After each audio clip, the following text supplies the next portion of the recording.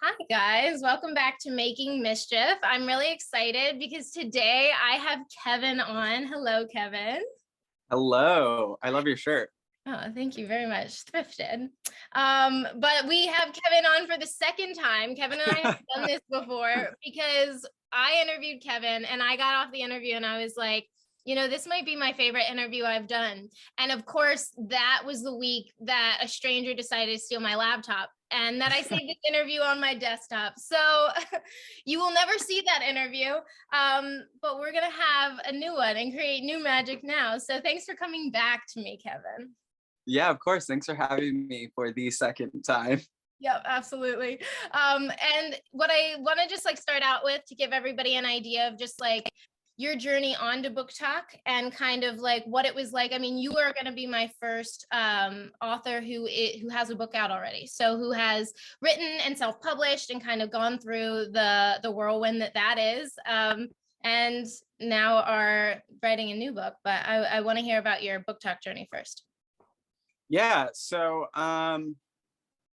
BookTok was kind of a happy accident. I didn't know BookTok even existed. I just downloaded TikTok and I would see videos. And then as a creative person, I wanted to start to create my own content. And then I kept seeing videos saying if you want to create content on TikTok, you have to pick a niche. You have to pick a niche.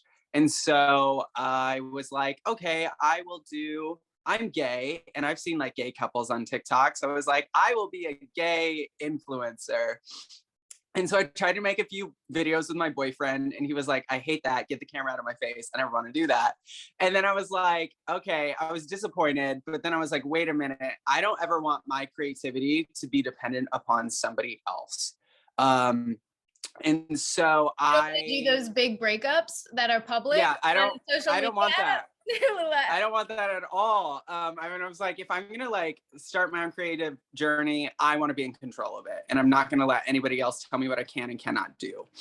And so I was just trying to find a niche, and then I saw a video of somebody. I don't even know who it was, but they were unboxing their books, books they bought, and I was like, I love this. I'm so entertained. And then I was like, I didn't know people could make videos about books and that anyone would actually be interested in watching those. And then so I was like, I like books. I have books. Let me make a video about books. And then I was like, but Kevin, what kind of books do you like and what do you want to share? And then I was like, because I'm gay, I really wanted to share queer stories and LGBTQ plus books. So I just made one little video of here's some books, gay books that you probably haven't read that you should check out. I posted it and then went to dinner with my mom and didn't think anything of it because no TikTok ever got views. And then the next day that video had 50,000 views. And I was like, whoa, okay, there's there's a market here. People are interested to learn more about queer stories. And I was like, great, I found my niche. Let me just see where this takes me. And that was the end of 2020. I'm not quite. No, 2020 during the pandemic is when I started. 2020. There it is. Isn't that wild? I also feel so many times I've tried to think back and I'm it's been a long time that we've been on this. Yes. It's been over 2 years at this point. And I'm just oh, I've become a different human in this. But I also right. It's been so quick, which is kind of nice. And it's funny because I'll look back on that first original video and I'm like, oh, these edits are terrible. My book selection's so bad. And then but I'm like, that was where I started and I'm happy with it because it led me to where I am now. Absolutely. I even look at videos from last year and I'm like, Maggie, can chill. What's going on? And so I get that, but yeah, I definitely appreciate the journey. I'm curious now, obviously you already have a book out. You have Shelter Out, which was a collection of poetry and prose. Was it prose as well? Yeah. Yes. And I'm curious, was that before you created the BookTok account that it was out? Yeah, so I actually wrote that book in 2018. I had a terrible breakup in 2017, early 2018. And so I wrote that book as like a way to cope and heal and like put all my anger and frustration and heartbreak into like a creative project that would distract me from how sad I was. And now so, I'm calling you the Taylor Swift of BookTok. I think I've just coined that. You're welcome. Thank you. I would love that, Queen. So it was like a creative project that I'd always wanted. I've always written and I've always wanted to publish, but that was like the driving force that really pushed me to do it. And then so I released that book at the end of, or like sometime in 2018, and then in October of 2018. And like 2 years before I even joined BookTok or even heard of BookTok, I didn't even know like BookTube was a thing. I didn't even know Bookstagram was a thing. I had no idea there was an online community for books. Neither. It's wild to me that like just like the conversations I have on a daily basis that I'm like, you didn't even know what these things were 2 years ago. Like you had no idea. Right, Not yeah. just like the communities, but like the tropes, like the fact that like enemies to lovers is like burned into my brain. Like all of these things that I'm like, I had to look up the word smut back in the day. I was like, what does this even mean? And so I had to look up Wattpad. I was like, I don't know what Wattpad is. Yep, never. I started reading fanfic a year and a half ago. Like I had never gone on anything. But I was just like, a whole new world, man. Right. I love it though. Yeah, it's been very cool. And what made you decide to bring your book onto TikTok? Because sometimes you will share and sometimes you pick and choose when you share Shelter. And so what's your headspace behind that?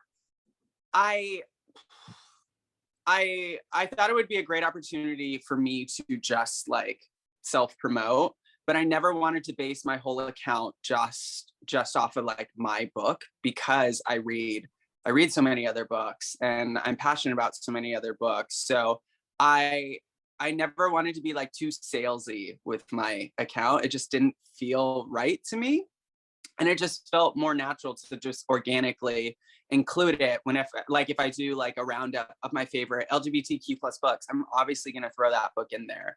And I'm very subtle about how I promote it. Sure, could I like blast it all the time? Yeah, but I'm also focused on creating new books and working on other projects that I don't want my account to just be focused on that one. Yeah, it's like a piece of your journey. It's like not your entire account kind of thing. Yeah. So you'll see it like snuck in, and then people, when I've made videos like more recently talking about like how I wrote that book, or like use it as like a trend joke or whatever. And then a lot of people will be like, wait, I didn't realize you wrote that book. You were the author. And I was like, yep, that's me.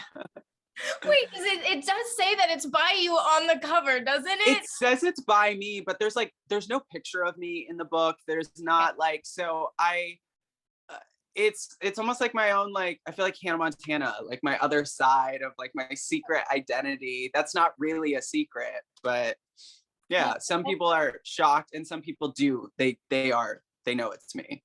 No, I love that. Did you I'm curious now, you're working on a new book right now. We have talked about this. But did you know, like coming out of it, that did you want it to be like a sequel in a way, or did you want this just to be another work by you? I wanted it to be be tied to the first book, but it's not a sequel. It has elements. It's like a continuation of a journey, which I guess technically would be a sequel, but it's like, I want to explore other parts that weren't ever talked about in the first book. So Shelter was all about love and all about heartbreak. The second book I'm working on, which I've like dubbed the Untitled Orpheus Project, so dramatic, I love it.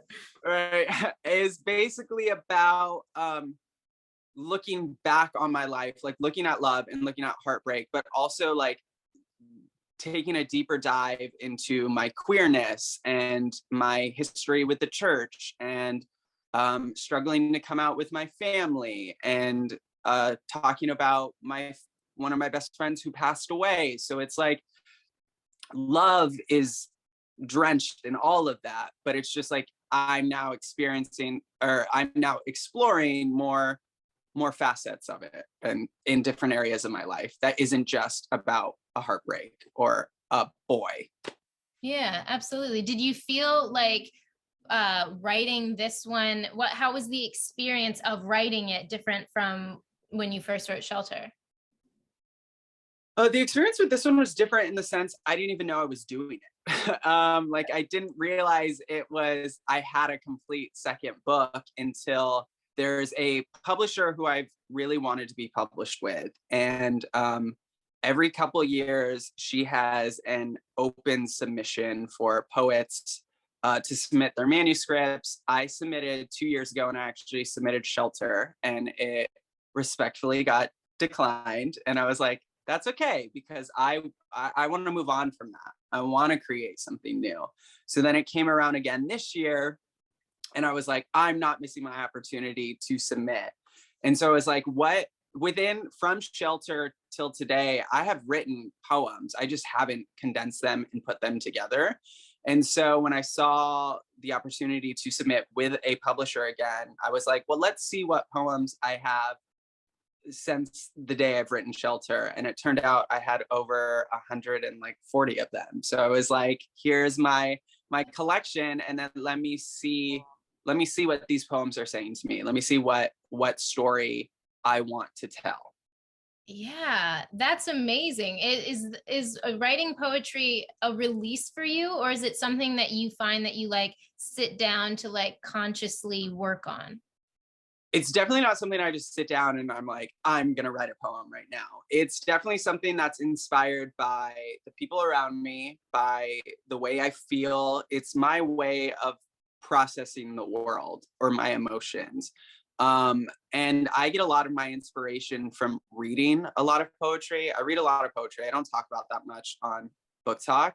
I've definitely made videos with poetry books, but it's not a focus. But my poems are inspired by other poems. I'll read something and I'll be like, oh my gosh, I love what you're saying in this. Now let me say it my own way. And then so that's when I'll like jot down notes. All right. Or I get a lot of ideas like while I'm in the shower.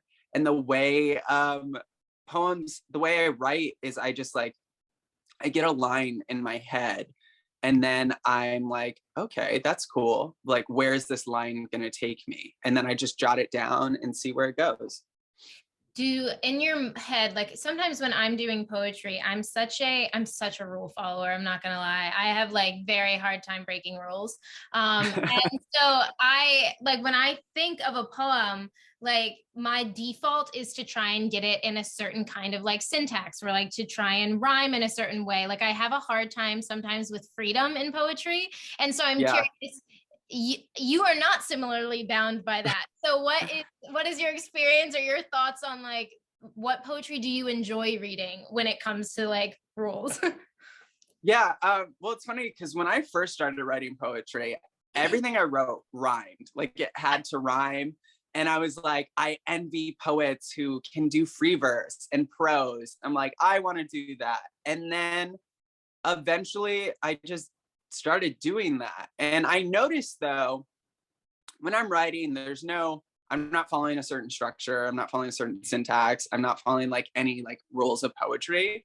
But when I read the poems out loud to myself, I can find like the melody and the beats in it. So it's like naturally just happening. And I don't know how, like subconsciously or in my mind, I can tell if what I'm writing flows or if it doesn't. But I'm not necessarily following any form of a structure. It's just like an internal feeling where I'm like, that works. Or I'll be like, nope, I don't like that word. Like when I'm writing, I don't like to repeat words.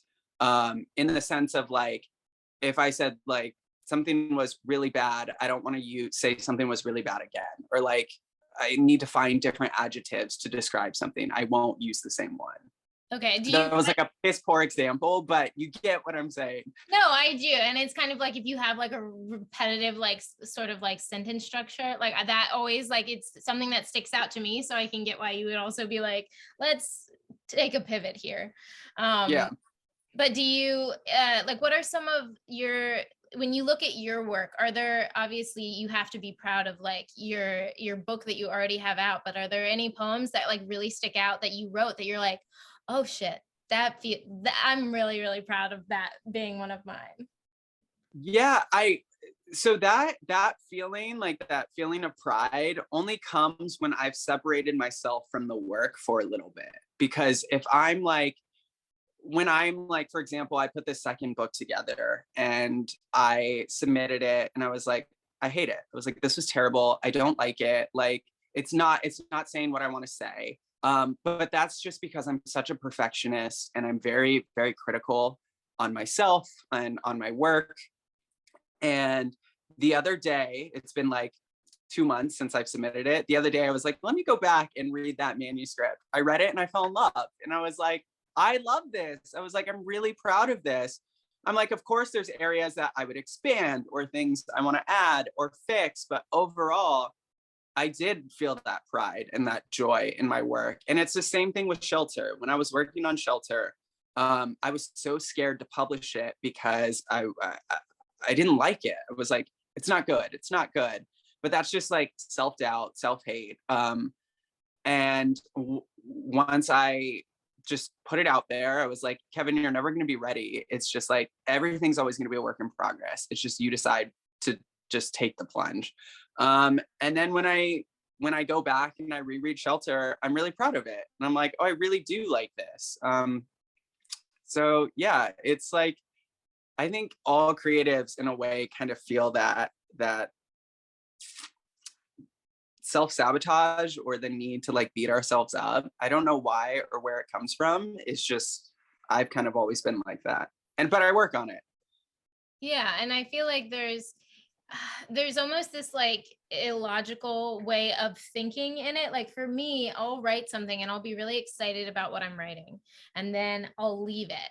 And it's me thinking back about it. Like I'll be like, oh, that was such a word vomit. I don't even know what I really wrote. Like I doubt like that really like does anything when it's all together.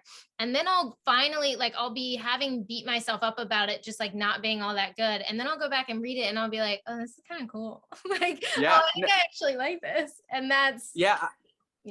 I've definitely like gone back and reread stuff and I'm like, I wrote that? I don't remember writing that. I was like, that was good. I was like, I like that. Yes, put it in. That's so satisfying. It's like, I didn't even know I was doing it, but damn, right? Okay, sure. You're like, I'm good. Absolutely. I'm also, this is such a side note, but because you're in front of your bookcase, I just remembered. Yes. And I have to ask, the sprayed edges. You have all of the elite sprayed edges. And were these a collectible before BookTok? Were they after? I'm so impressed. My friend and I have talked about it. We've been like, wouldn't it be awesome to have a bookcase like Kevin? Like, so. It's so funny because I'll now see people on BookTok with the sprayed edges facing out, and I'm like, y'all never had that. I literally just like Kayla Let's Read is a great friend of mine, and she made me turn all of these over. She was like, no, Kevin does it better, you just gotta flip them. Yes, it's so funny. So I'll see people do it now and I'm like, I'm an inspiration, a role model. No, the whole reason I started doing it was just because I was like, damn, these edges are so pretty and no one's ever going to see them. That is a shame. So I just like turned them out, but collecting special editions, I didn't know book boxes were a thing. I didn't know book subscriptions were a thing. All I knew about was Book of the Month. I've been a member of them for forever, but I didn't know like special editions with sprayed edges even exist in the world. And then joining BookTok and then meeting members of the community and just like learning about them. And now I'm obsessed. My wallet is hurting, but like, I don't know. It's like part of my brand now. I love them. It's a sacrifice I'm like totally willing to make. And I'm saying that on behalf of you. I would like to continue seeing them. And I know you were being sarcastic, but in the eyes of like inspiration, I mean, you are on this like TikTok diversity panel. You are so open about your sexuality. You're so open about like being Latinx and being proud of it. And I'm just like, how has that been to be like, to fill those shoes, like just like walking into that? It's very surreal because we as people, there's like two different perceptions of us. There's like the ones we have of ourselves, and then the ones other people see of us, or like how others perceive us. So often I'm so trapped in my own world that I see myself like I don't picture myself as a role model or like as an inspiration or even like as an influencer. I just feel like I'm just some guy who makes videos about books in his apartment, and that like I forget oftentimes that other people can see my videos. Like I know like obviously there's views and whatnot, but it's like in my mind it still feels like this really like private corner that's just for me. Or like the other day I was on live, and a girl who I went to middle school with, who I've not spoken to since middle school, hopped on the live and was like, I don't know if you remember me. Of course I remembered her, but I was like, oh my gosh, people who like I haven't spoken to are seeing my content, are seeing my videos. So it's surreal. I don't know. I don't know how I feel. I just want to always be true to myself, and I hope people see that when they look at me. And I my goal, especially with promoting LGBTQ plus books and stories, is I want people to be able to find themselves in these books, and to see me and be like, he's proud of who he is, therefore like maybe I can be proud of who I am too. But I never stepped into this role with those intentions of being this role model or being an influencer or being someone people like looked up to. Oftentimes I'm like, no one looks up to me, I'm just Kevin. But like, yeah, it just goes back to I won't know how someone perceives me unless they tell me. Yeah. I find what you said about like this, you still feeling like you're kind of just talking to yourself, like this is a private corner of your universe to take these videos. It like resonates so strongly with me, and I feel like it will with other content creators too, because this is just like, this is a safe space for me. This is like, it's not like these people see every, like avenue of our lives or every like side of us, but they see this really, this place where we find a lot of joy and like, oddly enough, like vulnerability. And I didn't really think about that until like, I will get people who message me sometimes and will be just like, thank you for like being so open about what you read. It's made me be like more confident in like my, like in what I read, or like the things I decide to pick up and talk about. And I was like, I didn't even think about like, because I don't even know if I thought that what I read was anything to like write home about. Do you know what I mean? Yeah. It's something that I didn't even consider until this. And I kind of love being able to connect with people like that. Because you don't know what your impression is. Like I'm just, fucking around and talking about vampires and stuff.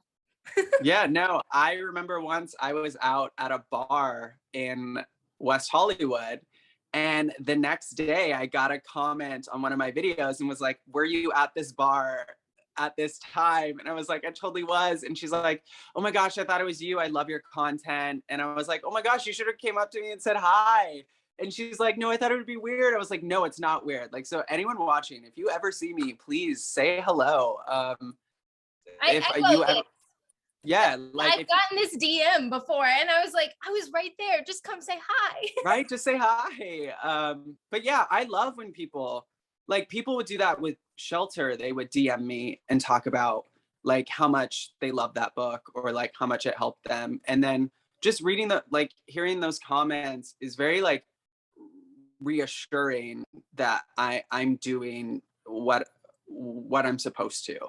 Yeah, it's very purposeful and kind of, I mean, it is like, obviously we take all of this. I feel like so many of us on TikTok, like we don't take ourselves too seriously. Like we all are making fun of ourselves and just like enjoying this, but it's just nice to like pull back and see like ways that we could, do things that like are going to affect people on a larger scale, and like that's exciting.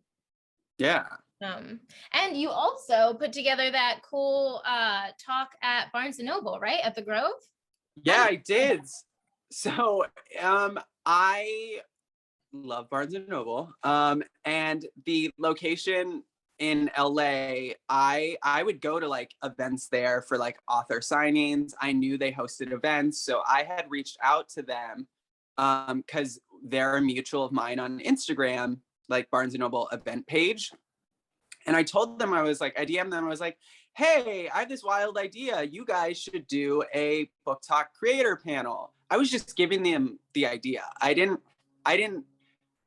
know that they would respond back to me and be like, great idea, put it together and we'll give you the event space. So I thought it was like, I would just tell them they should do that. And then they would like find creators, and like, I thought it would be like a them project, but then it became a me project and I loved it. So, so then they were like, sure, you can use our event space and host a BookTok panel. Like, what did you have in mind? And I've never planned an event in my entire life. I am not a planner, but like being on BookTok and then creating content and working with brands and stuff is really putting me in this position of control, of like taking control of my success and the stories I want to share.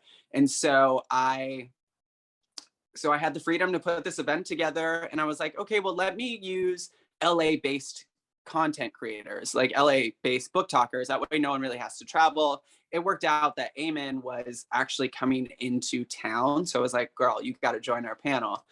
And so I put it together. I got people together. I hired my best friend to be our like moderator, because I wanted to be on the panel. I didn't want to be the host, which I wouldn't have minded, but I just wanted to be with the group of the other creators. And it was great. And it was like a Q&A panel where we discussed what BookTok was, like a little bit about our journeys, where it's led us. And yeah, I would love to do it again at like other book events and stuff like that. But I loved that I now have this on my resume where I could be like, well, yeah, I put together the first BookTok panel in collaboration with Barnes and Noble. So it was really, really fun. And like, yeah, I was about to say, so dope. And it's definitely something that I'm like, I got to talk to like Union Square Barnes and Noble and be like, hey guys, so they did this in LA, so we got to catch up over here. Do it.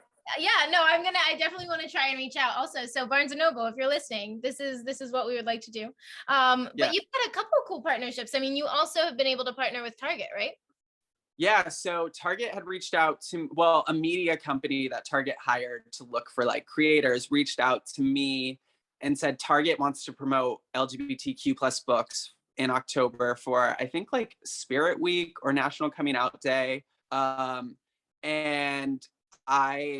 it was really cool because they had hired me for one video. But when I work with clients and I do my partnerships, I love to provide them with more than one video. I like to give them options to choose the video that they feel best represents me and them as the brand.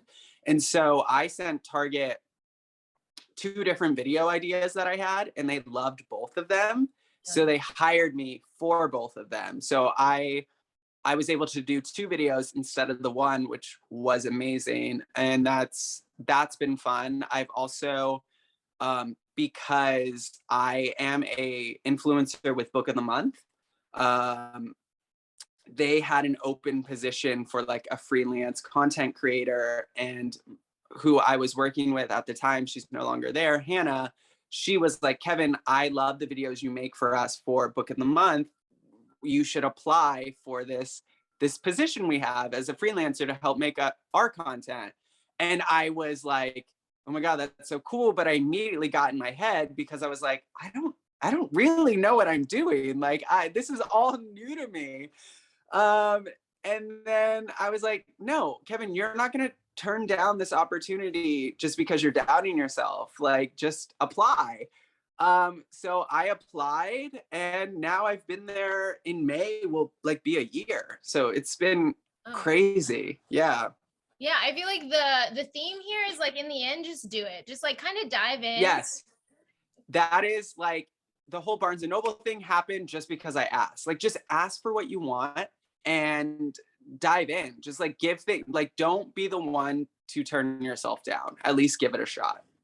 Yeah, I think that so often, you said you weren't a planner. I'm like crazy planner. Like, I feel like I need to have everything in line before I start something. And you're just never going to have the answer for everything. Like, you're going to have to like kind of just throw yourself into the fire and make decisions as they come. And like, that's okay. Yep. And that's kind of fun, even though it's scary and challenging and all of those things. So I would definitely echo that. And you did that with Shelter. I mean, Yeah. that was your first time, like you had to do everything, right? Formatting. Yeah, I formatted myself. I did the illustrations myself. I edited myself, which if you look back, there are mistakes in it, but I'm like, whatever, it's in the past. Like, it was my first like attempt at this. I had my old roommate help me like just format the cover because I didn't really know how to do that. But besides that, I did everything myself. It's like, there's this video I keep seeing on TikTok where the woman's in her car and she's like, be delusional, just be delusional. And it's so true because I spend all my life just thinking things are going to work out. And 99% of the time they do. And if they don't work out the way I wanted, they work out in a way that's even better than I imagined. I love this for you. And I do actually believe, okay, so speaking of TikTok videos, my dad sent me this TikTok video the other day, or it wasn't my brother, one of the two. They both send me quite a few. But it was basically saying how your brain can't think in negatives. Like if you say like, don't think about a pink elephant, you're going to think about a pink elephant because like I'm automatically thinking about it. Yeah, exactly. But like, and that's the same, like you think about skiers, you're like, okay, skiers that ski through like forest and like woods in the mountains, and you're like, Terrifying. how do they not hit the trees? Like there are trees everywhere. And it's like, yeah, that's because they're not thinking, don't hit the tree, don't hit the tree. Because if they did, they'd slam into a tree. They're thinking like, follow the snow, follow the path, like stay on the path. And so like, if you're like the choice of thinking kind of like whether it's, if you're choosing to think about the failure, most likely it's going to be a failure. But if you're choosing to think about like the way that things could work out, not only could they work out, you could also start finding other ways in which they could, and start problem solving those things instead of like worrying about the worst case scenario. Which is just helpful. I feel like it's a similar brain space that you're kind of like living in.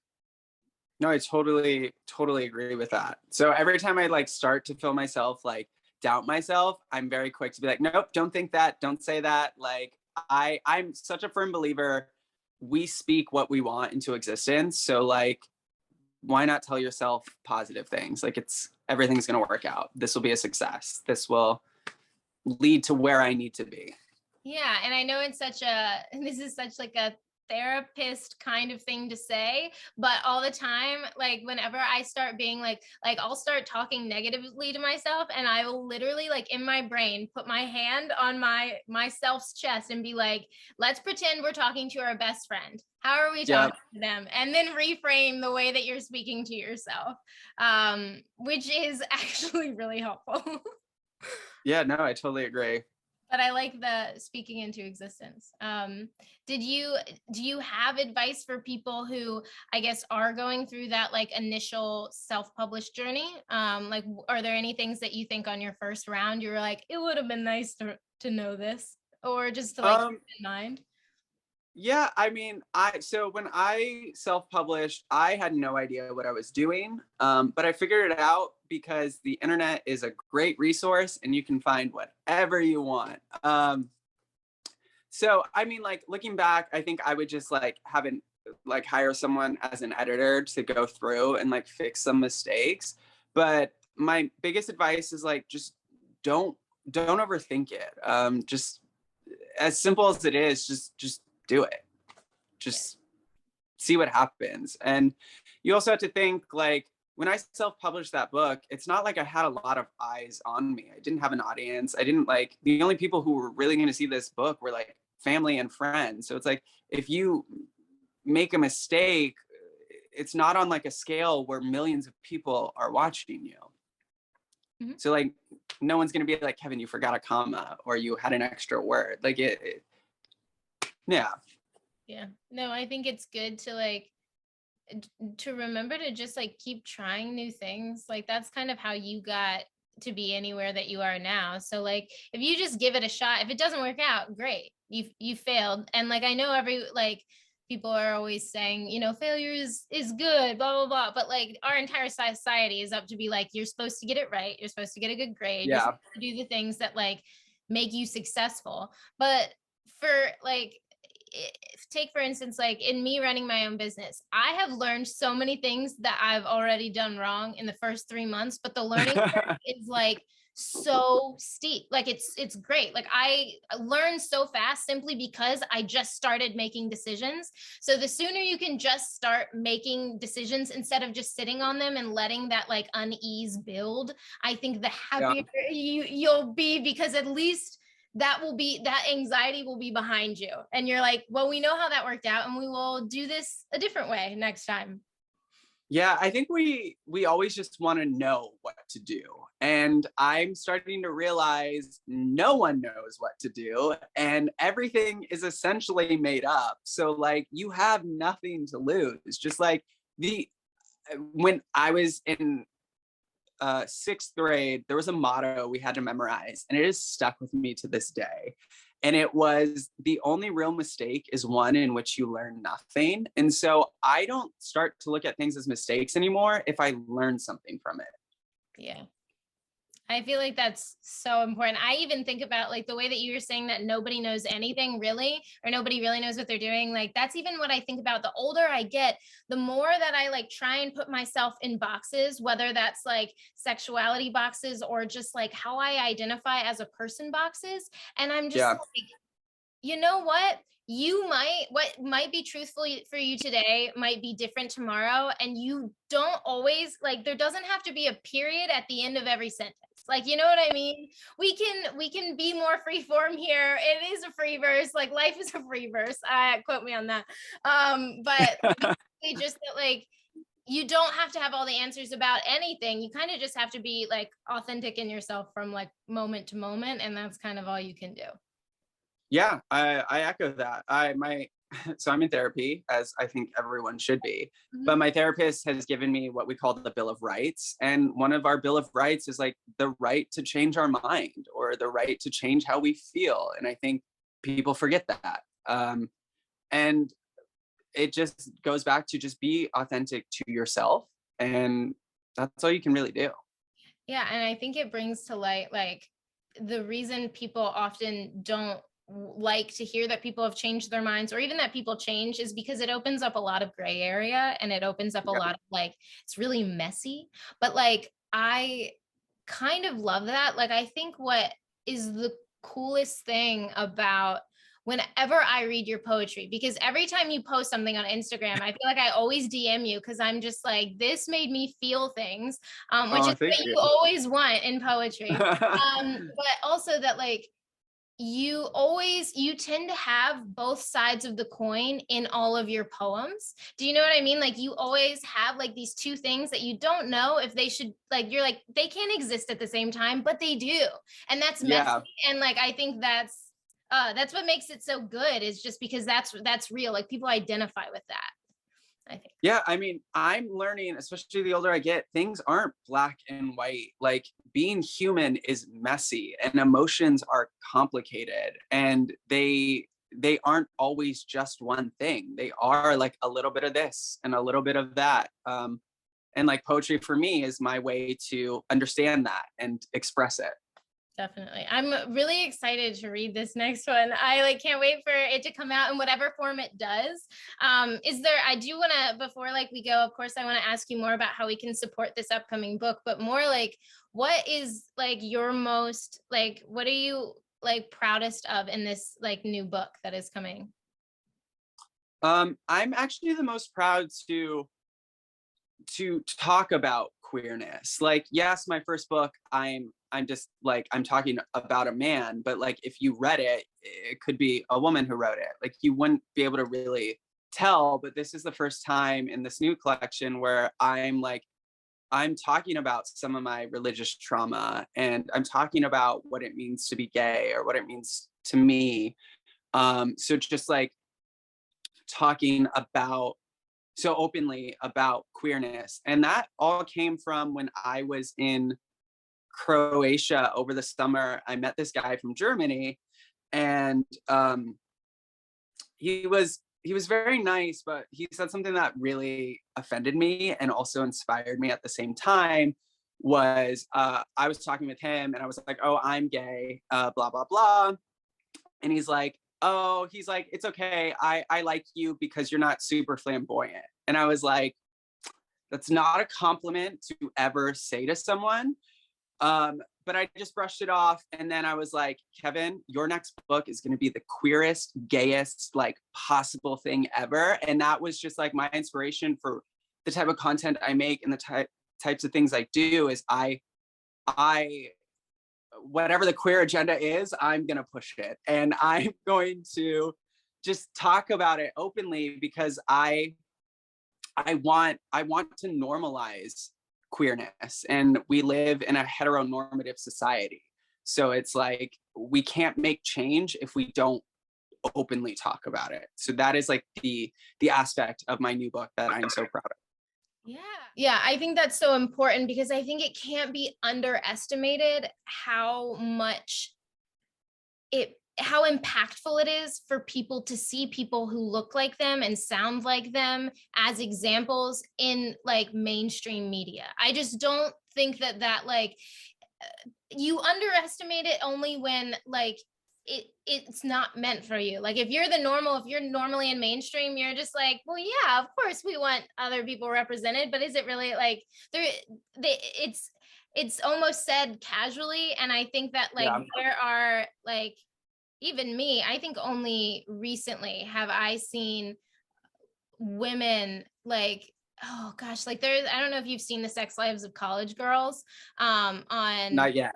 Okay, it's on HBO, but like there's the lead from Mean Girls who played Regina originally. Her name's Renee. The blonde girl, right? Yeah, and I can't remember her last name, but she plays a character that I have never seen from like a queer woman. And I don't know if it's like, maybe I just haven't found like the media that represents in that way, but like it was, I just was like, I am 26, about to be 27, and this is like the first time that I've actually like seen this as like okay, or like having these thoughts as being okay. And I was just like, oh wow, that does something. And it does. And I just think like, if people were exposed to that, or kids were exposed to that, then who knows what they might feel comfortable with and like find confidence in as they grow up. I think it's just so important.